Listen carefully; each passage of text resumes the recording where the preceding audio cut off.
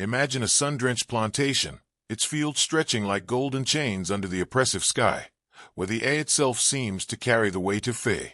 Now imagine that terror distilled into a single figure, a child no older than 9, yet wielding authority as absolute as the master himself. The slaves whispered her name in hushed, trembling tones, calling her queen, a title meant to strike awe, respect, and terror all at once.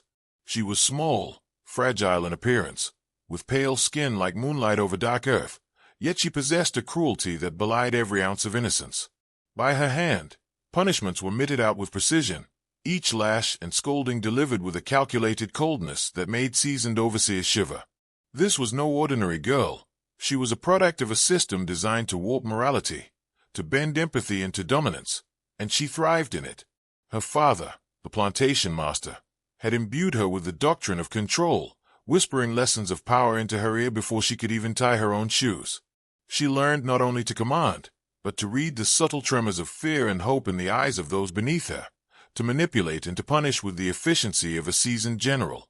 The children of the slaves watched from the shadows, internalizing her rules, learning that cruelty was law, that survival was obedience, and that humanity could be stripped away with the flick of a wrist. Those who tried to resist quickly learned the merciless rhythm she set.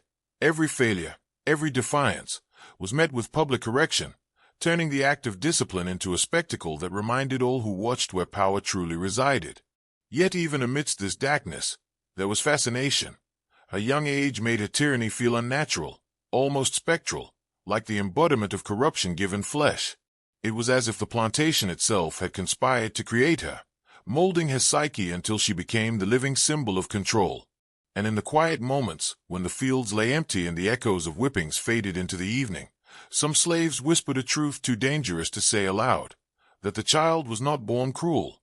She had been made, forged by an institution that thrived on fear, submission, and the illusion of innocence twisted into tyranny. She was the nexus where childhood and cruelty collided, a reminder that evil sometimes was the softest face, and that the most terrifying masters are those who never seem like masters at all. The plantation's rhythm was dictated not by the sun or the seasons, but by her whims, her mood swings magnified into ritualized terror. She would stride across the fields, small boots kicking up dust that clung to the skin of those who worked below, and the mere sound of her voice could halt the labor of dozens. She was meticulous, almost ritualistic in the way she measured punishment, observing each slave as if cataloging not only their actions but the very essence of their obedience, or their resistance. The overseers, hardened men accustomed to inflicting suffering, often stepped back, unsettled by the precision in a child's cruelty, as if some hidden, unnatural intelligence animated her. And the slaves, bound by both fear and a perverse sense of order, obeyed, but whispered among themselves that her small stature made her reach for terror longer, her punishments sharper, her mind calculating the limits of pain in ways adults could not.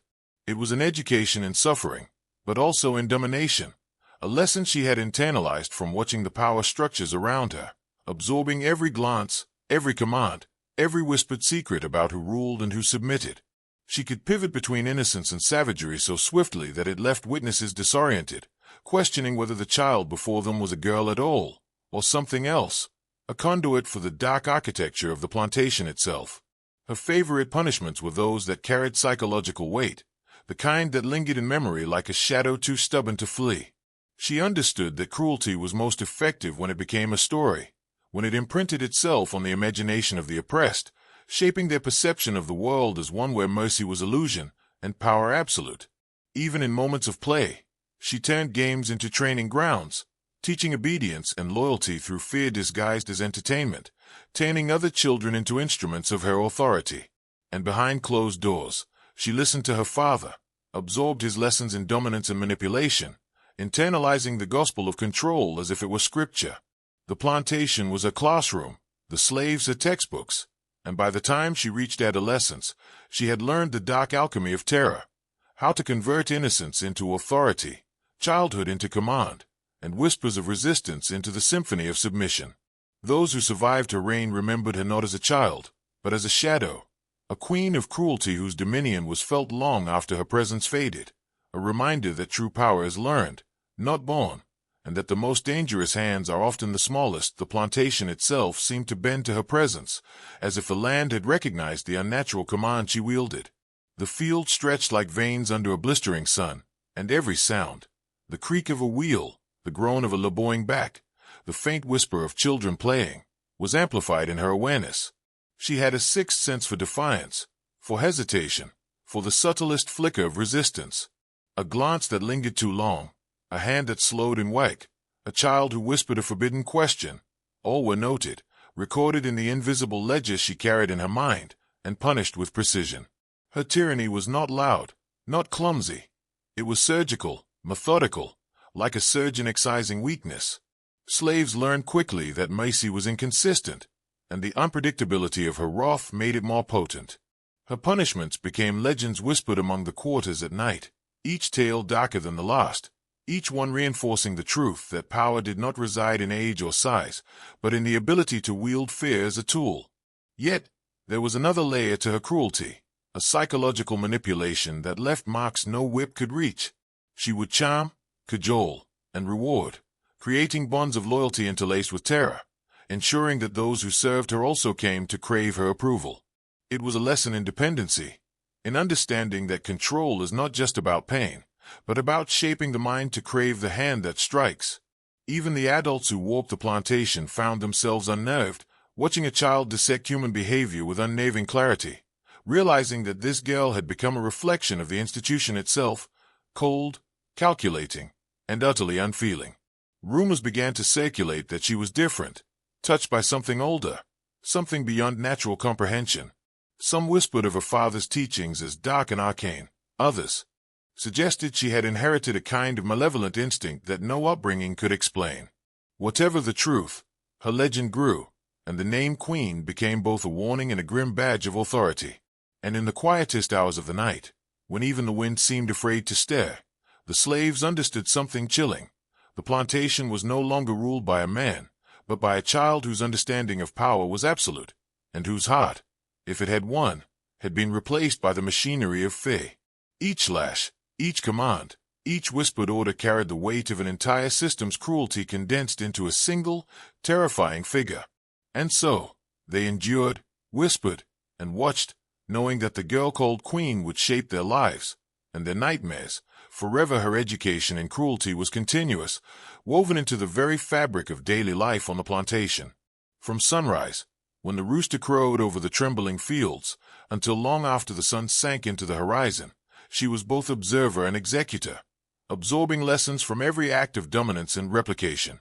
She watched her father wield authority over men and women alike, noting the subtle interplay between reward and fear, between flattery and punishment, and internalized the unspoken rules that made a plantation run like a darkly ordered machine. But she did not simply imitate. She refined, sharpened, and personalized each tactic, turning what her father taught into something uniquely terrifying. She understood that the body could be broken, but the mind was more valuable. The psyche could be molded, bent, and reshaped until even rebellion became a tool of control. Often, she would call children to her side under the guise of play, then observe their reactions, rewarding those who responded with immediate compliance and punishing those who faltered. Each act was designed to teach not only obedience but vigilance, to instill a reflexive fear that became instinct, shaping behavior before it could even be conscious.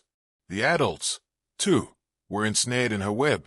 They learned to anticipate her moods, to preempt her wrath, and to bend themselves into shapes she demanded. This was not tyranny born of whimsy. It was an architecture of oppression, and she had become its master architect at an age when most children struggled to tie their shoes. Rumors began to swirl beyond the plantation boundaries, whispers of the child queen whose cruelty rivaled, and often surpassed, that of grown men. Visitors who witnessed her authority firsthand described an unnatural presence, a chilling poise, as if her mind contained the calculations of decades of experience despite her tender age. And in the quarters, the slaves told stories to their children of her precision, her unpredictability, her ability to twist fear into obedience. The psychological impact was devastating. Submission became internalized, resistance almost impossible, and even moments of fleeting hope were crushed under the weight of expectation. She had become a living symbol of the institution itself, a vessel for its deepest, darkest lessons, demonstrating that power does not require size, or age, or moral compass. It only requires understanding, manipulation, and the willingness to wield terror without hesitation. And so, the plantation endured, a landscape of suffering orchestrated by the smallest hand, yet carrying the force of generations of systemic cruelty. A haunting reminder that evil often wears the face of innocence, and the most dangerous masters are sometimes the least suspected. Her control extended beyond the lash, beyond the overt displays of punishment.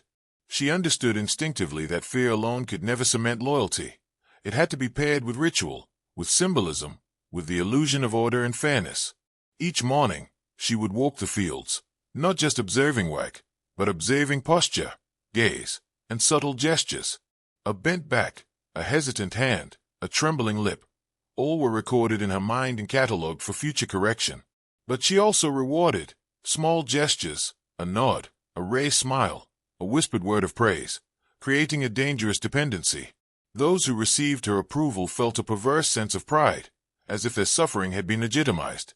This duality, this cruel balance between reward and punishment, became the invisible scaffolding of her reign, shaping behavior more efficiently than any whip alone. Children watched her, learning that the line between play and discipline was fluid, that loyalty was a currency, and that rebellion was not only futile but a spectacle that served her amusement. Adults, too, could not escape her scrutiny. Her presence alone was a constant test of obedience. A glance in the wrong direction, a hesitation in speech, or even a subtle misalignment in posture could earn a reprimand that left long-lasting scars. She manipulated perception, turning the mundane into ritualized affirmation of her authority. Every act of labor became a demonstration of submission, every interaction a study in her omnipotence. Even her laughter, light and almost childlike, became a tool, used to disarm, to confuse, to make the cruel choices she made appear less calculated, more capricious, more childlike, masking the true precision of her judgment. Slaves began to whisper about her as if she were a force of nature, not a person, a small figure capable of bending not only bodies but wills, whose influence rippled through every corner of the plantation. Her father watched with a mix of pride and unease, recognizing that she had surpassed his own mastery of control, that the child he had molded had become a living embodiment of his teachings, sharpened and amplified in ways he had never imagined.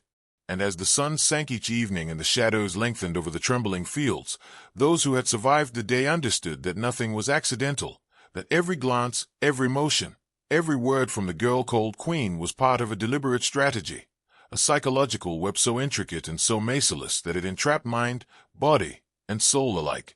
She had learned, far too young, that fear and fascination together could enslave the human heart more effectively than chains ever could, and that the smallest hand, wielded with understanding and precision, could dominate the strongest as the seasons turned.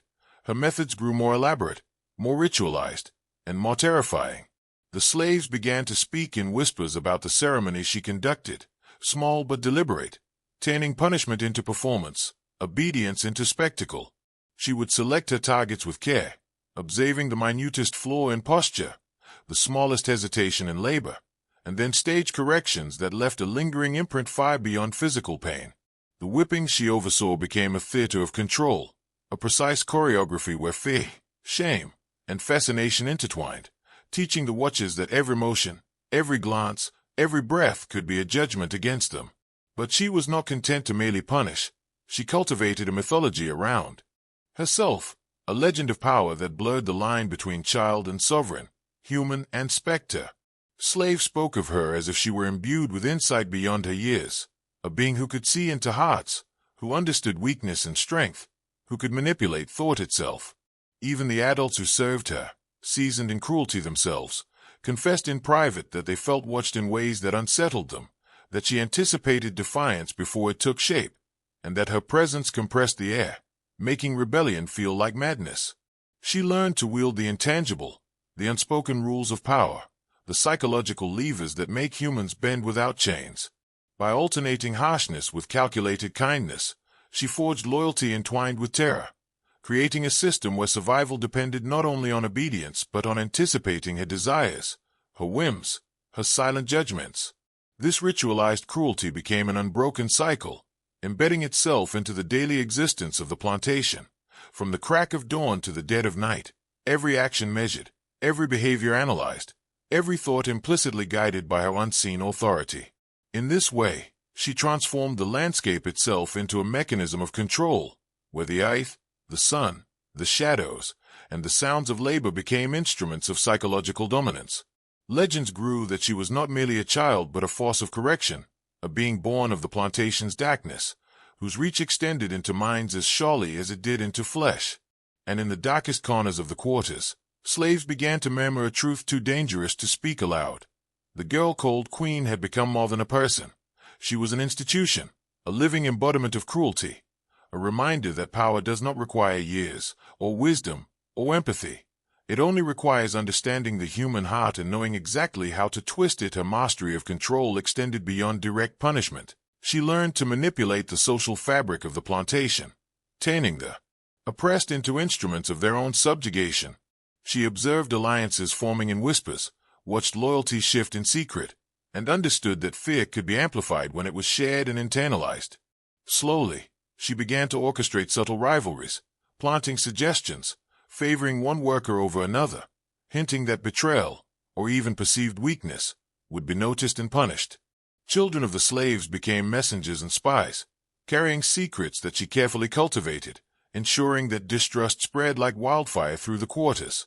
Every glance, every word, every hesitation was weaponized, and soon the community itself became an extension of her authority.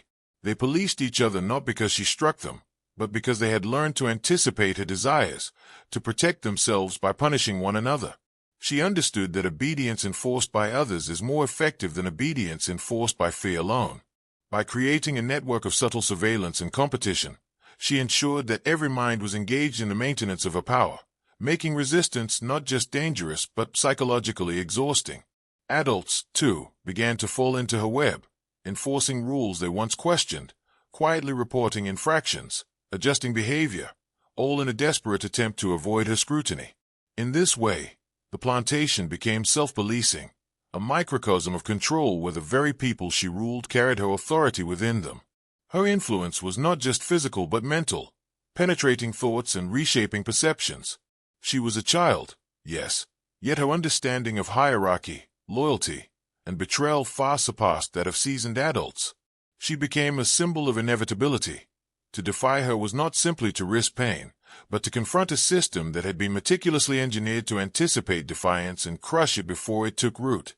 And in these manipulations, she displayed an instinctive grasp of psychological warfare, a knowledge of the human heart that allowed her to dominate not merely with force, but with suggestion, anticipation, and the careful cultivation of fear, loyalty, and paranoia. By the age of 10, the girl called Queen had transformed the plantation into a living organism of submission, where every whisper, glance, and decision reinforced her authority, and the line between self-preservation and servitude became indistinguishably blurred. The adults whispered in terror, the children whispered in awe, and the very air seemed to obey her, heavy with the unspoken truth. No power is more absolute than the one that controls the mind before it touches the body. By the time she reached 10, her punishments had evolved into a dark theater, a meticulously staged spectacle where obedience and terror intertwined. She understood instinctively that pain alone was fleeting. It was the narrative, the anticipation, and the communal witness that etched fear into memory. Those selected for correction were made to kneel, to brace, to witness each motion as if the act itself were a lesson carved into the psyche of every observer. She choreographed the whippings with precision, timing the strikes, the pauses, the cries, ensuring that every reaction reinforced the hierarchy she embodied. Even the seasoned overseers sometimes froze, unnerved by the way a child's hand directed suffering with unerring accuracy, calculating intensity not by brute strength, but by reading the body, the breath, the trembling of the soul beneath. She had discovered an essential truth. Terror could be molded, shaped, even aestheticized, and through that, absolute authority could be projected without a single word. Witnesses learned quickly that the Queen's eye missed nothing.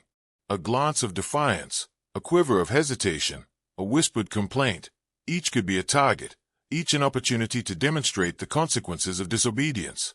The public nature of these punishments transformed them into lessons not only for the punished but for the community. Fear became a shared experience, cementing her position in ways that mere physical domination could never achieve. Children of the slaves, especially, were conditioned early, witnessing the blend of cruelty and ritual as a blueprint for the mechanics of obedience, internalizing the logic that survival depended on submission. Yet she tempered terror with rare, deliberate mercy, a smile or a kind word offered to those who performed perfectly, further deepening the psychological grip she held over them. It was never random, never capricious. Every act, every pause, every gesture was calculated to ingrain her authority, to convert dread into dependency, to ensure that her name became synonymous with power itself. And in these moments, one could see the terrifying duality of her presence. A child's face framed by the expression of a ruler, innocence twisted into the instrument of domination, and the observers, both adults and children, compelled to acknowledge her supremacy. In whispers after dark, the slaves would recount her methods, the way she orchestrated each moment with surgical precision, and the chilling truth became evident. The queen was not merely a figure of punishment. She was a living emblem of systemic cruelty, a child molded by oppression into its ultimate executor, a reminder that absolute control requires mastery not just of action, but of perception, expectation, and fear itself. Her legend began to seep beyond the borders of the plantation, carried by whispers that traveled along riverbanks, date roads, and hidden paths between estates. Outsiders spoke in disbelief of a child who commanded not only obedience but the awe and fear of grown men. Traders, neighboring masters, and even itinerant travelers recounted tales of the queen, the 9- or 10-year-old girl whose dominion over slaves surpassed that of any adult overseer. These stories carried a weight beyond mere rumor. They were warnings, psychological artifacts that amplified her power without her presence. Meanwhile, on the plantation, the legend became self-reinforcing. Slaves internalized it, seeing not a child but a living authority, a figure whose very existence imposed structure, rules, and terror. Fear became ritualized, obedience instinctual. She began to understand the utility of reputation as a weapon. Her image, whispered stories of her precision, her cruelty, her uncanny understanding of human weakness, became tools that demanded submission even in her absence. Adults feared her judgment as much as they feared the lash, and children learned early that defiance was futile not because punishment would come, but because it was already written in the eyes and whispers of the queen. She had become a myth and an executor of myth simultaneously, a duality that further amplified her grip on the plantation. Beyond physical punishment, she wielded influence through stories, rumors, and insinuation, shaping behavior with the invisible hand of her reputation. The slaves spoke in cryptic codes, cautioning each other about her presence, sharing knowledge of what displeased her, what gestures to avoid, what words to guard. Every act of compliance became an acknowledgement of her supremacy, a reinforcement of the system she had perfected. And yet, this control was not only maintained through terror. She had learned the subtle art of reward, small nods, rare smiles, whispered praise, moments that created psychological dependency and complicated loyalty with fear. By the time she was 10, the queen had transformed the plantation into a machine that ran on anticipation, superstition, and internalized obedience. Her power was invisible yet undeniable, systemic yet personal, a terrifying blueprint for control that would be studied by anyone with eyes to see and mind to understand. Even the air seemed to bend around her presence, thick with expectation and dread, whispering the truth too dangerous to state aloud. Absolute mastery does not come from strength alone. It comes from shaping the perception of inevitability, from turning myth into law, from teaching minds to obey before the body is even touched. As her dominion solidified, the queen began to understand the final, most insidious layer of control, breaking the human spirit without breaking the body entirely. She had mastered punishment, ritual, fear, and reputation, but the true power lay in shaping minds so completely that obedience became instinct, a reflex, a survival strategy embedded in thought itself. She observed, calculated, and manipulated the smallest vulnerabilities, pride, hope, loyalty, fear of shame, and orchestrated them like instruments in a dark symphony. Slaves learned to preempt her expectations, punishing themselves or each other before she even acted, a testament to the invisible web she had spun. She understood the paradox of mercy: offer it sparingly, and it becomes a tool of dependency; deny it arbitrarily, and it enforces dread. Both were instruments of psychological mastery. shaping behavior far beyond what any whip could accomplish. Children, particularly, internalized this pattern early, growing up in a landscape where the queen's gaze was law, her nod a blessing, her frown a sentence. Adults, hardened by life yet unprepared for this level of subtle tyranny, found themselves ensnared, their judgments clouded, their will bending almost imperceptibly under her scrutiny. Even the overseers, once instruments of control, began to function as extensions of her will, obeying with quiet precision because the weight of her reputation and insight made deviation unthinkable. Within this network of fear and enforced loyalty, rebellion became not merely dangerous but inconceivable, because the anticipation of reprisal, the myth of omniscience, and the manipulation of hope created a psychological fortress. Whispers in the quarters spoke of her uncanny ability to know what no one had spoken, to foresee actions not yet taken, to punish sins of thought as well as deed. In this way, she transformed obedience into instinct and submission into ritualized behavior. Her reign was total, but not violent in the traditional sense. It was a domination of perception, a conquest of cognition, a restructuring of reality itself. By the age of 11, the girl called Queen had achieved what few adults ever could. She had become a living institution, a force that controlled both body and mind, shaping a plantation that functioned like a single organism, with every individual's thoughts, fears, and desires calibrated to her rule. And as the sun set on the trembling fields, there was no doubt among those who lived under her gaze. She had not only inherited cruelty, she had perfected it, bending reality itself to ensure that the most terrifying master was the one who could shape not just behavior, but belief, loyalty, and identity. The queen's methods evolved further, moving from overt punishment into rituals that bound obedience to psychological dependency. She began to craft ceremonies around labor, reward, and correction, small performances designed to make every participant complicit in their own subjugation. At dawn, she would assemble the children and select adults for tasks that seemed ordinary but carried hidden tests. Those who performed flawlessly received rare praise, a whispered compliment, a nod, a fleeting smile, moments that became treasures, psychological currency that reinforced the idea that survival depended entirely on pleasing her. Those who faltered, even slightly, were corrected with precision, the pain observed not just as punishment but as a lesson for every witness. These rituals blurred the lines between fear and desire, submission and approval, making the queen's authority feel inevitable and unchallengeable. She understood instinctively that humans crave order, that the mind seeks patterns even in chaos, and she exploited this, weaving fear and reward into an inseparable tapestry. The slaves began to internalize her expectations, preemptively, correcting behavior, policing one another, and craving approval even as they feared reprisal. This psychological ecosystem made rebellion nearly impossible. It was not just the lash or the threat that controlled them. It was their own anticipation of what might displease her, their own internalized terror and hope. She observed and adapted, noting who resisted internally and who bent outwardly, adjusting her strategies to maintain dominance while keeping the machinery of control humming flawlessly.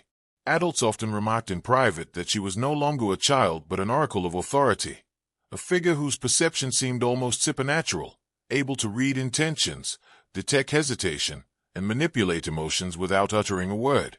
Her rituals created a shared experience of fear and awe, solidifying her legend and ensuring that obedience became instinctual, almost ritualized. Through these carefully orchestrated acts, she transformed the plantation into a living system of psychological dominance, a microcosm of tyranny that functioned even when she was absent. And yet, beneath the surface, a deeper horror emerged. The slaves were not only controlled, they had become instruments of their own submission, reinforcing the queen's authority through vigilance, compliance, and whispered warnings to one another. By the age of 11, she had not only inherited cruelty, she had engineered it, turning instinct, observation, and ritual into weapons, creating a reality where power was absolute, submission inevitable, and freedom unimaginable. The plantation had become more than land and labor. It had become a laboratory for domination, and she, the small, pale queen, its master scientist, testing, refining, and perfecting the darkest alchemy of control. Why now? The queen had discovered a more dangerous layer of influence, the manipulation of hope itself. She realized that fear alone could only bend the body, but hope, shimmering, fragile, and tantalizing, could ensnare the mind. She would offer small glimpses of favor, a kind word, a moment of play, a reprieve from labor, only to withdraw it unpredictably, creating an emotional pendulum that left his subjects perpetually off balance. The slaves learned quickly that joy could be weaponized, that anticipation could become as binding as chains, that longing for approval could make obedience instinctual. Children would perform flawlessly, not because of fear alone, but because the smallest nod or smile from her carried the weight of survival and recognition, becoming a psychological anchor that tethered them to her will. Adults, too, found themselves ensnared in this web, their vigilance heightened, their loyalty forced not only by dread but by an emotional economy in which every glance or gesture could confer blessing or condemnation. She understood that hope, when manipulated, created dependence far more powerful than terror, forging bonds that twisted desire into submission. The plantation, under her control, became an ecosystem where every individual's thoughts, anxieties, and ambitions were entwined with her perception, a system that made the absence of rebellion a matter of instinct rather than choice. She observed reactions meticulously, adjusting the pendulum of reward and punishment until it produced not only compliance but internalized reverence, a psychological addiction to her authority. In whispers, the adults acknowledged that she wielded an intelligence beyond her years, an almost preternatural understanding of human behavior, and the children, too, absorbed the lesson. Survival meant predicting the queen's desires, managing fate and hope in equal measure, and surrendering identity to a system that demanded absolute compliance. Her influence was total, not merely through the lash or command, but through subtle orchestration of expectation, anticipation, and emotional investment. By turning hope into a lever of power, she achieved a dominance that extended beyond the physical and into the most intimate recesses of thought, loyalty, and faith. In this alchemy, the queen was no longer just a child, no longer merely a ruler. She had become the embodiment of the plantation itself, a force that reshaped reality, bending minds and hearts until the people around her obeyed not just out of fear, but because they could not conceive of life outside her authority. And in this terrifying equilibrium, the slaves understood a chilling truth. True mastery does not lie in strength, but in the ability to control the desires, the fears, and even the hope of others. Turning all instinct into allegiance, the queen's mastery now reached a level that bordered on the religious. Obedience became ritualized, devotion indistinguishable from fear, and the plantation itself a temple where she was both priestess and judge. Children were instructed to memorize her movements, to anticipate her moods, to perform labor as if it were prayer, bowing and bending not just in body, but in mind and spirit. Adults, seasoned in authority and cruelty themselves, found themselves compelled to comply with his silent judgments, adjusting their words, their postures, their very thoughts, as though invisible eyes had penetrated the soul. She had learned that the most effective control was self-enforced. When those who were ruled become instruments of their own domination, resistance becomes psychologically impossible. Rivalries and whispers ensured that everyone policed each other, internalizing the queen's expectations until they functioned as an extension of her will. Hope and fear intertwined so tightly that the act of compliance became addictive, a necessity for emotional survival, and yet no one could say when the favor or punishment would arrive. In this way, she cultivated dependency, loyalty, and terror simultaneously, each reinforcing the other, creating a community that revolved around her presence like planets around a sun. Her legend, whispered and exaggerated, magnified her influence, making the queen feel omnipresent even when absent. She was no longer a child but a nexus of power, the embodiment of the plantation's psychological machinery. Slaves began to speak in hushed tones of her uncanny insight, how she anticipated thought, caught hesitation before it manifested, and punished preemptively. Even the adults acknowledged it in secret, understanding that the small, pale girl had transformed fear and admiration into a mechanism that shaped their actions without direct force. The psychological fractures she created were subtle yet pervasive. Trust eroded, alliances shifted, and identity itself became subordinate to the system she had built. Her presence was totalizing. It seeped into every corner of thought, leaving no space for rebellion, no refuge from observation, no sanctuary from expectation. And in this shadowed dominion, she had achieved a terrifying truth. The most potent power is not the one enforced by brute strength, but the one that rewires the mind, reshaping perception, desire, and obedience until the ruled cannot conceive of freedom, and the ruler becomes eternal in influence. Now, understand this. What you are witnessing is not mere history. It is a blueprint, a demonstration of power that transcends age, size, and morality. The queen's dominion over the plantation was not imposed solely through fear, nor through punishment, but through total psychological orchestration, a precise, calculated combination of terror, reward, anticipation, and dependence. And here's where it becomes personal for you, the observer. Just as the slaves internalized her authority, you are invited to participate, to acknowledge the mechanisms of control, and to recognize them within the systems around you today.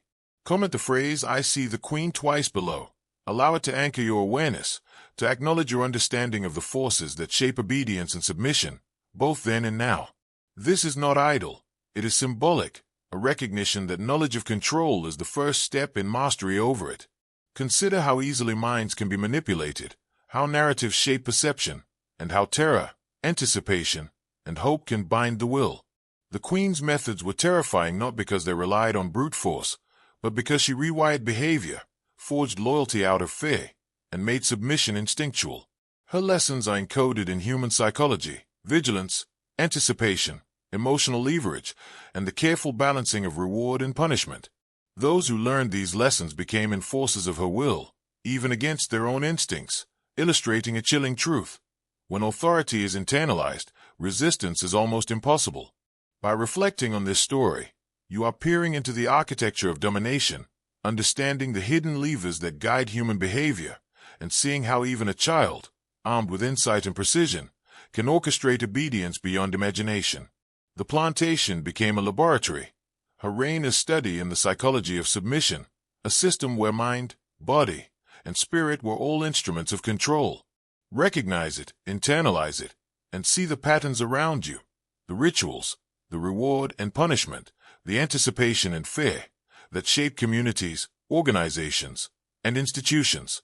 By naming the queen in thought and in comment, you are not glorifying her. You are acknowledging the mechanism, awakening your awareness to forces that are rarely observed but universally present. This is your moment of insight, your initiation into understanding the machinery of domination, the alchemy of fear, and the anatomy of absolute power. Those who lived under her gaze carried scars far deeper than the flesh could bear. The queen's mastery had etched itself into the minds and souls of the enslaved, creating fractures that would endure long after she left the fields. Adults whispered of sleepless nights, nightmares filled with shadows of a small, pale figure, a presence so ingrained it could haunt even when she was absent. Children internalized the lessons too early, learning that obedience was survival, that hope was a weapon, and that any hesitation or defiance could summon ruin. Their identities were reshaped, bent to the rhythms of her expectations, and their emotional landscapes were permanently altered by the delicate balance of fear and reward she had wielded with surgical precision. Even those who escaped the plantation carried the imprint, often finding themselves compelled to control or dominate others, to internalize and replicate the patterns that had governed their lives under her rule. The queen's influence, subtle and psychological, had created a chain reaction that extended beyond her presence. Obedience had become instinctual, loyalty entwined with terror, and the lines between self-preservation and submission blurred beyond recognition. And yet, there was a perverse fascination, a haunting allure in her methods. To witness such mastery over human behavior, to see fear and dependence mold into something almost tangible, was to understand that cruelty could be both art and science. The adults recognized the inevitability in her authority, the children internalized it as law, and the plantation itself became a theater of perpetual control, a living organism functioning according to the unspoken rules she had perfected. This was the true horror of her reign, the realization that power, when understood and applied with precision, can transcend strength, age, and morality, shaping behavior in ways that leave no room for rebellion and no path back to freedom. And in these shadows, one truth remains chillingly clear: mastery over the human mind, once attained, endures far beyond the lifespan of the ruler, leaving legacies of obedience, fear, and dependence that echo through generations. The queen, though a child in years, had achieved what many never do: absolute psychological dominion, a dark mirror reflecting the mechanisms of control that persist wherever humans are bound by faith, ritual, and expectation. The Queen's reign reveals a truth far larger than any single plantation. Institutions are laboratories for the creation of power, and children are often the most malleable instruments. Her story is a case study in how cruelty, observation, and systemic reinforcement can shape a mind into an executor of control. She was molded by her father's teachings, the social structure around her, and the normalized brutality of the plantation, but she internalized it, perfected it, and amplified it in ways no adult could replicate. This is a blueprint repeated across history. The young are educated not only in skills and knowledge but in dominance, hierarchy, and the psychology of obedience. Ritual, reward, punishment, and reputation combine to forge authority figures whose power extends far beyond their age or physical capacity. Her existence exposes the machinery behind tyranny, the cultivation of dependency, the manipulation of fear and hope, and the subtle rewiring of thought so that submission becomes instinctual. And this machinery, once understood, reveals uncomfortable truths about the forces that shape behavior even today: familial, social, institutional. The Queen's cruelty was not aberrant. It was the product of a system designed to produce obedience, to encode authority into the next generation, to ensure the perpetuation of dominance. Slaves and adults alike became both subjects and instruments, reinforcing a network of control so precise and so invisible that resistance was rendered nearly impossible. Her presence demonstrates the horrifying efficiency of learned tyranny. A child can become a master because the structures around her prepare, instruct, and normalize the exercise of power. It is a lesson not only in the horror of history but in the enduring patterns of human behavior, the ways institutions exploit malleability, and the subtle art of turning innocence into authority. The Queen's small frame and pale face concealed an intellect and cruelty sculpted by observation, repetition, and reinforcement, a living reminder that power, once learned, can transcend age, morality, and expectation. And for those who study such histories, the implication is stark. Control is not simply enforced. It is engineered, nurtured, and propagated, often by hands too young to appear threatening, yet too precise to escape notice. The Queen was not an anomaly. She was the outcome of deliberate social alchemy, an example of how absolute power is forged in the minds of those society shapes to wield it, demonstrating that tyranny is often the inheritance of learning, ritual, and psychological mastery rather than mere brute strength. Long after the Queen ceased her daily patrols across the fields, her influence remained like a shadow stretching across generations. The slaves carried her lessons not only in memory but in instinct, the reflexive anticipation of authority, the internalized terror, the compulsive adherence to unwritten rules of obedience.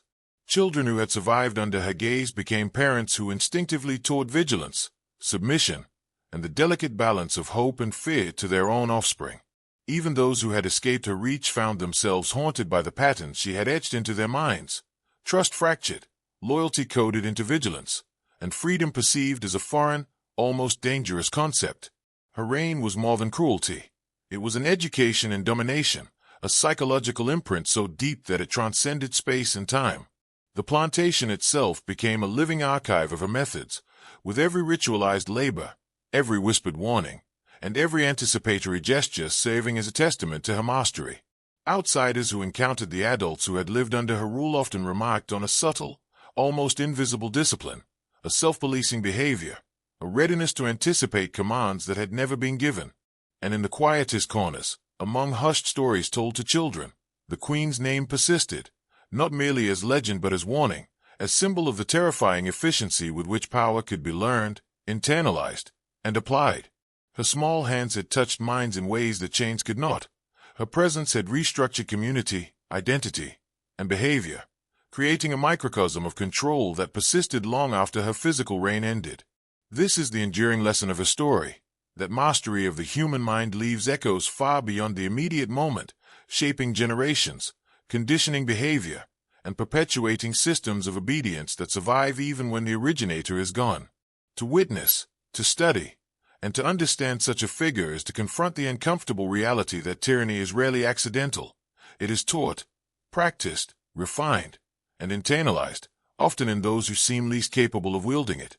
And so, the Queen's legacy endures not through monuments or written records, but through the subtle, enduring architecture of obedience she forged, a chilling reminder that the smallest, Seemingly most innocent hands can leave marks upon the human soul that last far longer than flesh can remember, and now we reach the end of this descent, but the truth lingers, heavier than any lash or whispered command.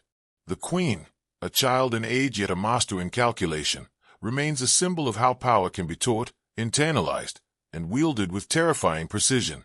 Her story is more than a historical curiosity. It is a warning, a blueprint, and a lesson in the mechanics of control.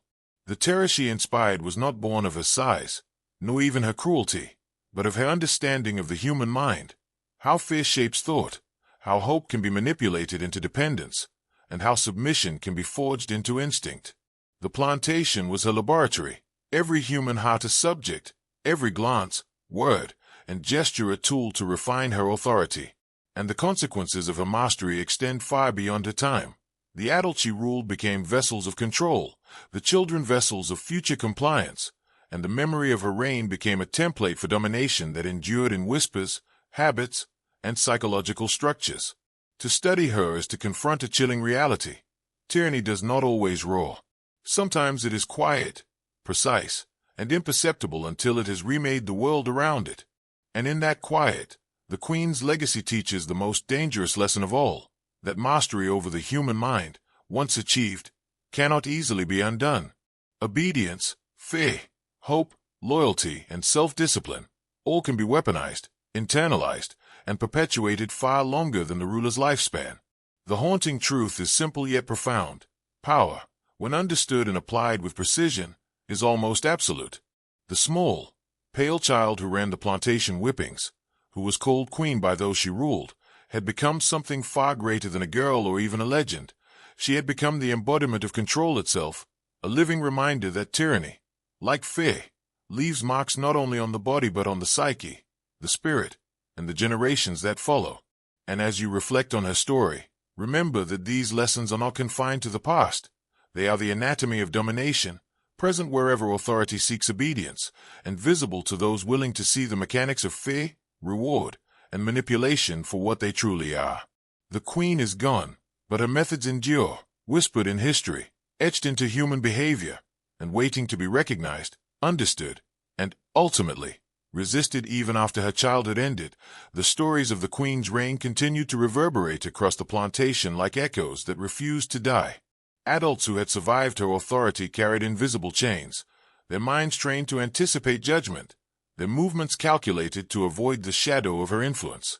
Children who had grown under her gaze became vessels of the pattern she imposed, unknowingly reproducing the mechanisms of fear and obedience she had perfected. The Queen's presence lingered in whispers, in the way a hesitant glance could freeze a hand mid-labor, in the subtle self-censorship that became instinct. Her lessons were no longer dependent on her physical presence. They had been internalized, encoded into behavior, into the very structure of thought. And in this, she had achieved a form of immortality, one far more terrifying than life itself, the ability to reshape minds and create living echoes of control that would persist long after her body had left the fields. Even visitors to the plantation remarked on the unnatural precision of the slaves, the eerie anticipatory movements, the almost ritualized responses to orders, and they whispered that something beyond ordinary authority had been at work here. The Queen had become both legend and instrument, a living template for tyranny, demonstrating that the most lasting power is psychological, subtle, and invisible, and that mastery over the human mind can outlive flesh, family, and even memory. The Queen's influence began to extend beyond the immediate hierarchy of the plantation, touching every corner of human interaction in ways invisible yet inescapable. She had taught the adults and children alike to anticipate the needs, desires, and moods of authority before they were expressed, creating a system where surveillance became internalized, self-imposed, and perpetuating. This meant that fear was no longer just a reaction. It had become a constant, a framework through which life was filtered, and obedience no longer required an overseer because each person carried the Queen's judgment within their own mind. Small acts of defiance, once natural, were suppressed before they even formed, replaced by preemptive compliance. The subtle rivalry she had instilled now flourished, turning community into a network of internalized monitors, where whispers and glances could enforce rules more efficiently than the lash. Her legacy was psychological, woven into thought and behavior, creating a machinery of dominance that operated without her presence. And this invisible power was far more complete than any physical authority. It could not be escaped, bargained with, or reasoned against. Her mastery over the mind had created not just obedience, but a culture of anticipation, a perpetual performance in which every individual participated unconsciously.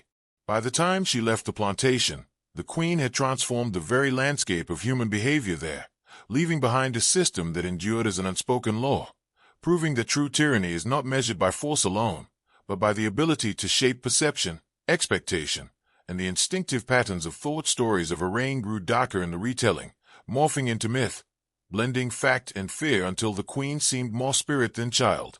Slaves spoke of her as if she could see through walls, through minds, and even through generations, predicting disobedience before it occurred.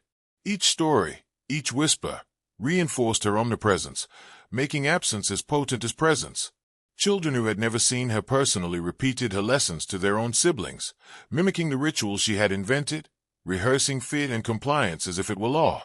Even adults, hardened by years of suffering, admitted that her methods lingered in their instincts, shaping decisions and alliances long after she had vanished from sight. The queen had engineered a system where rebellion seemed impossible not because of chains, but because the architecture of control had become internalized, invisible, and total. Her influence, terrifying in its reach, demonstrated that domination is not just enacted, it is absorbed, replicated, and perpetuated, long after the ruler's hand is gone. The plantation had become a theater of obedience, her scripts embedded in every glance, gesture, and word, teaching that authority is a living organism, capable of growth, adaptation, and persistence. The psychological scars she left were subtle, enduring, and insidious. People who had lived under her gaze often acted as though her presence persisted, adjusting posture, speech, and thought in anticipation of judgment that would never come. Their identities had been restructured, habits internalized, and autonomy reshaped to the cadence of her expectations. The queen had converted fear into a reflex, hope into dependence, and submission into instinct. Children became self-regulating extensions of her system, adults reinforced her power without realizing it, and the plantation itself seemed alive, operating according to the subtle laws she had instilled. Her genius lay not in cruelty alone, but in foresight. She had built a self-sustaining mechanism of control, where each individual enforced her authority, monitored themselves and others, and perpetuated the lessons of her reign. The beauty and terror of her mastery were inseparable. It was elegant in design, horrifying in effect. In this way, she demonstrated that power is not measured by size, age, or strength, but by the ability to shape the mind, anticipate behavior, and create structures of obedience that outlast the physical presence of the ruler even generations later. The echo of her reign haunted the descendants of those who lived under her. They carried the lessons she had embedded in instinct, reacting to authority with the precision she had taught. Fear became inherited, ritualized, and normalized.